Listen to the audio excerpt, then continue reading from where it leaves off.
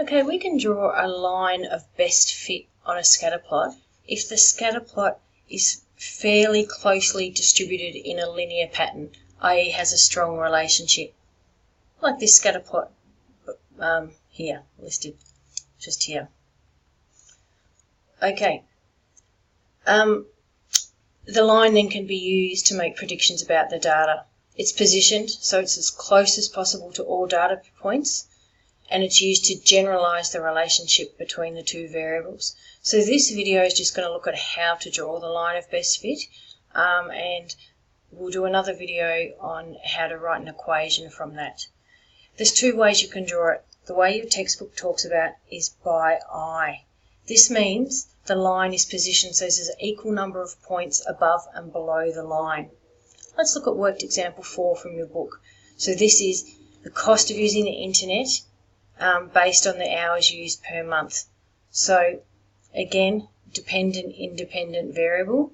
The cost depends, so this is the dependent variable. The cost depends on the independent variable, the hours of use.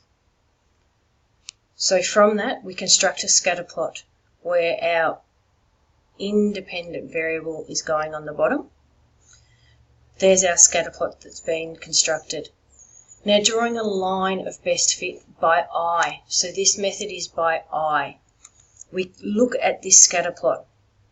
We position this red line, in this case, which is the line of best fit, so there's approximately an equal number of data points on either side of the line. So if we look here, they've estimated that that line is the line of best fit that best represents or best fits that data. And if we have a look here, there is 1, 2, 3, 4 points above the line and 1, 2, 3, 4 points below the line. So by eye, that is the red line is the line of best fit. So there's approximately an equal number of data points on either side of the line. So that red line being our line of best fit.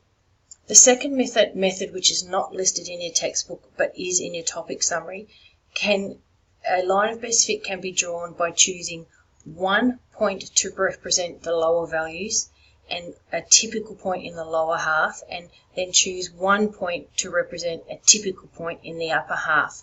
So let's look at this example here. I'm going to kind of put a line there saying, well, this is my lower half, this is my upper half. This point here, the point there, the one on the red line, I want to say that is representative of a typical point in that half of the data. It's kind of like the average, where the average point is in that. Let's look at this point here.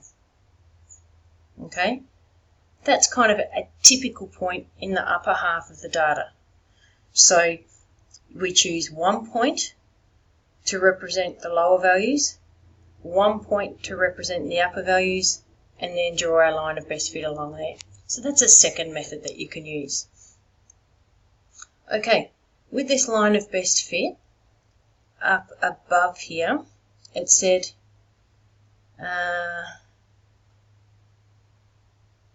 nope, sorry, I can't see where it says. Yeah, here we go. This line can be used to make predictions about the data. So let's look at worked example 5. Here's the scatter plot, whatever this is representing. Here is in red the line of best fit. It's saying use the line of best fit to predict the value of y when x is 10. You can see what they've done. They've gone along to when x is 10, ruled a line up till it's hit the line of best fit, then rule a line across, and it looks like the value of y when x is 10 is 35.